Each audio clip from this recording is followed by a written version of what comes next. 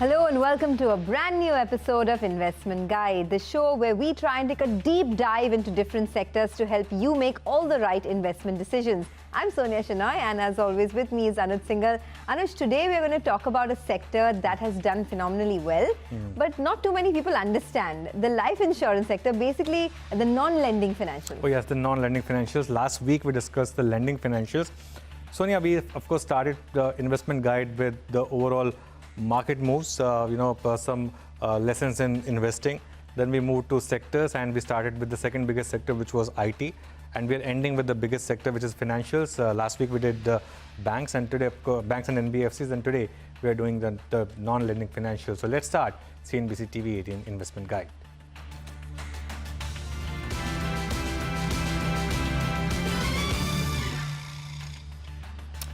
Okay, our experts today are Tej Shah, Fund Manager at Marcellus Investment Managers, and Hitesh Gulati, Director Equity Research at Haitong Securities. Gentlemen, thanks a lot for joining us on the show. Now, Tej, of course, the big theme has been the financialization of savings. That's been the big theme. Among the non-lenders, what could be the biggest beneficiaries over the next 5 years? So first of all, thank you, Sonia and Anuj, for having me on the show. Like you said, the biggest theme, the biggest tailwind that we are betting on is financialization of household savings in India. What we have seen over the past 2-3 years is that a lot of flows are moving from physical assets to financial assets. 2017 RBI report said that only 5% of Indian household savings are in financial assets, with the remaining 95% being in either gold or real estate, largely physical assets. And when we compared this to other economies at our similar stage of evolution globally, we saw that they are at about 85 to 15% sort of a split. That is about 15% in financial assets and 85% in physical assets. So out of our $10 trillion of household savings today, only $500 billion is in financial assets. And even if we move towards 85-15% sort of a split over the next decade, over the next 10 years, we'll see that about $100 billion of household savings will move towards the likes of life insurance, general insurance, bank deposits, asset managers, etc. And that is why we believe that the leaders in each of these spaces, whether it be the leading life insurers, the leading general insurers, or the leading asset managers, they're going to greatly benefit over the next decade from this move of financialization of savings, from the move from physical assets to financial assets over the next decade. Okay, so that's interesting. $100 billion of money could move into financialization, from household savings. So let me toss that question to Hitesh. Hitesh, welcome to the show. Who do you think could be the biggest beneficiaries of this financialization? Yeah, thank you, Sonia, for having me on the show. So, video में आगे बढ़ने से पहले description box में जो link दिया गया है वहाँ पे क्लिक करके इंडिया के नंबर 1 ब्रोकरेज हाउस जीरोडा के साथ जुड़िए, जहाँ पे आपका ब्रोकरेज 0 लगेगा, और अगर लगेगा तो वो भी सिर्फ 20 रुपये इंटरडे ट्रेडिंग के लिए। in our view at Haitong, life insurance sector is something, life insurance and insurance in general is a sector, something which can be a biggest beneficiary over the next few years. Now, I'm not going to talk about under-penetration because we all know about the under-penetration story in India, which probably exists in almost all the sectors that we talk about. But what I'm going to talk about is the business model of insurance.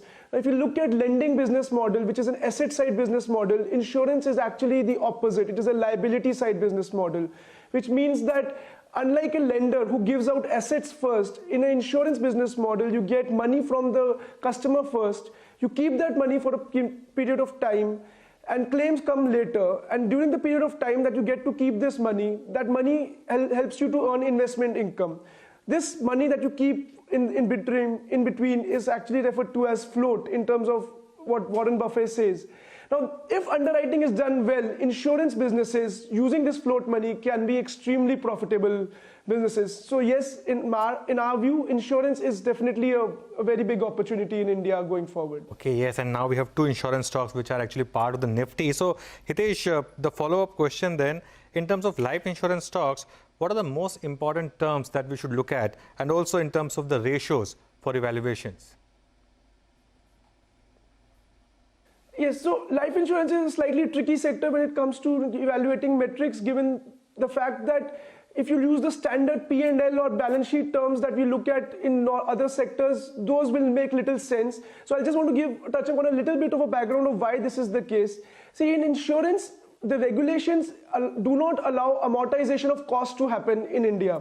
Now, what happens is that when you write 100 rupees of premium, costs upfront are huge in insurance businesses. These upfront costs can be 85 to 90% of total costs. In addition, there is a huge amount of reserving that these companies need to do. Now, if these costs are not allowed to be amortized, then the year in which you actually grow, your profitability will actually look quite weak, which means that you are actually not depicting the right picture if you look at the standard P&L and balance sheet terms.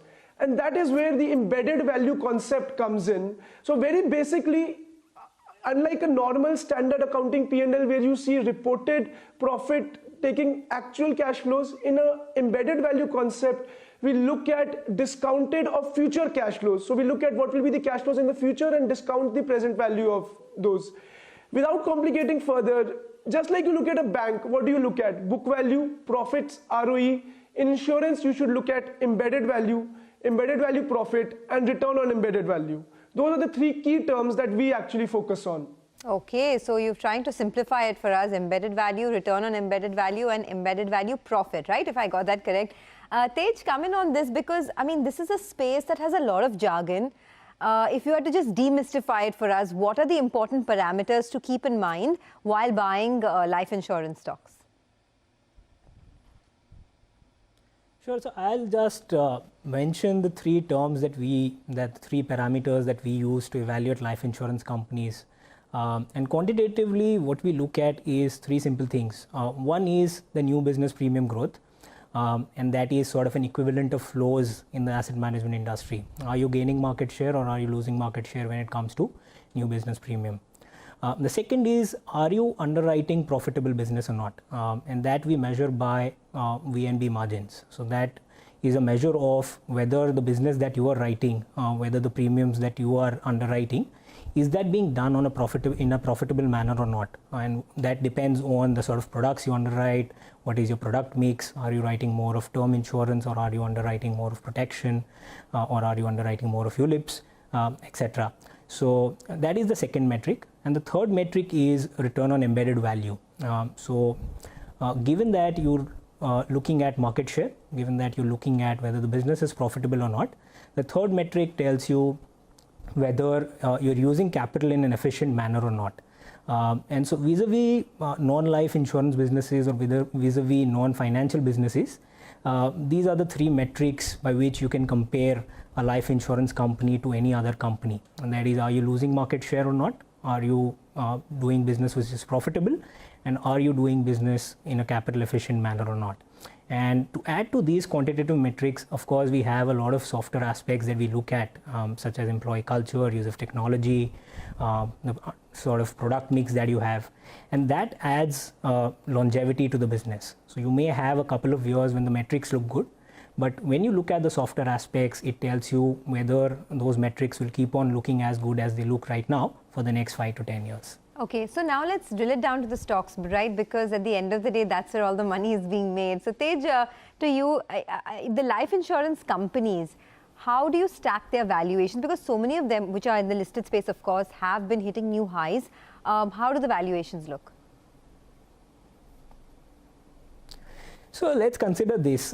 Let's break down the share price movement of any stock into two parts. One is the change in PE multiple, and the other part is the change in earnings. So those are the only two metrics which result in share price movement. Either your earnings can grow along with an expansion in PE multiple, which will lead to a double benefit and the share price will compound, or your earnings can be stagnant and the PE multiple can expand, and that will also lead to share price growth. So in our construct at Marcellus, what we look at is whether a company can consistently keep on growing at about 20-25% in terms of earnings growth over a long period of time or not. And if a company can achieve that sort of a growth for a sustained period of time, then PE multiples become redundant. So we've looked at a lot of data. We've looked at 20-25 years of historical data of the Indian markets, even global markets, and whenever a company grows at 25% for a long period of time, even if, say, the PE multiple halves over a decade, even then investors can get about 18 to 20% sort of CAGR returns. And that is why what we focus on is the 90% sort of driver of share price movement, which is earnings growth, and not the remaining 10%. And same is the case with life insurance companies as well. We look at whether these companies can grow at 20-25%, and we are betting on the companies which can keep on this sustained momentum over the next 5 to 10 years, and that makes PE multiples completely redundant. Okay, fair enough. That's the view from Marcellus. Now, Hitesh, of course, we have two companies now part of the index. There are, two more large companies in the life insurance space, the general insurance space as well. How are valuations looking to you, and what are your top picks? See, there's been a lot of talk in India about life insurance valuation multiples for all the listed players being quite high compared to global peers. But in our view, these higher multiples are actually justified. And I'll talk about, again, those three metrics that I spoke about, because in any Gordon growth model fit, you'll talk about net worth growth or net ROE and how is beta or cyclicality of the business. Now, same construct if you use in life insurance. Embedded value or embedded value profit growth, return on embedded value, and similarly cyclicality. If you look at the best player in our view, which is HDFC Life in the industry, you'll see that over a 10-year period, their embedded value profit growth has been in the range of 18 to 20%. Similarly, return on embedded value has been in a similar range of 19 to 20%.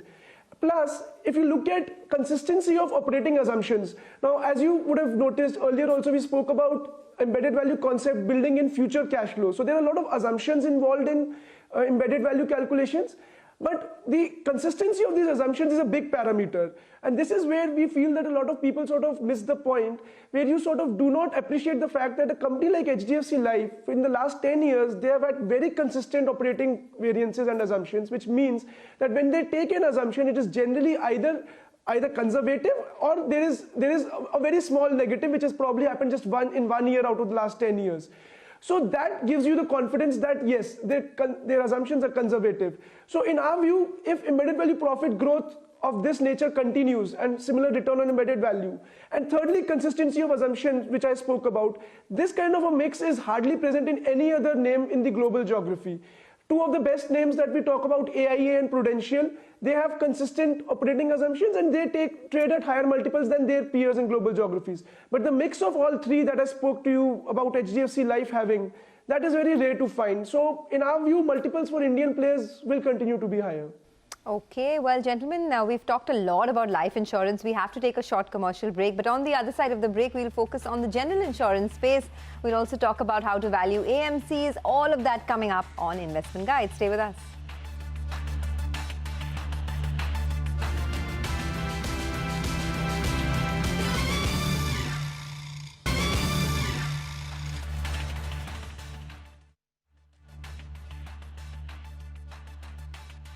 Welcome back. You're watching CNBC TV 18 Investment Guide. We're discussing the insurance sector today, the non-lending financial sector, in fact.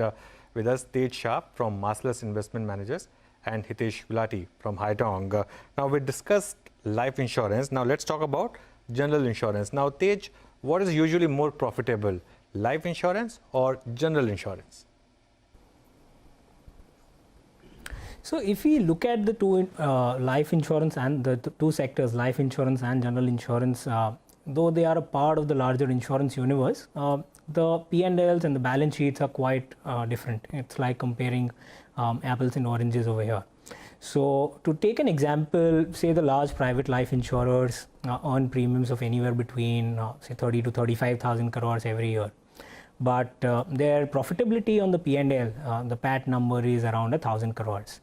While a well-run general insurance company can earn the same profitability, the same PAT of about 1,000 crores with premiums of only about 10 to 15,000 crores.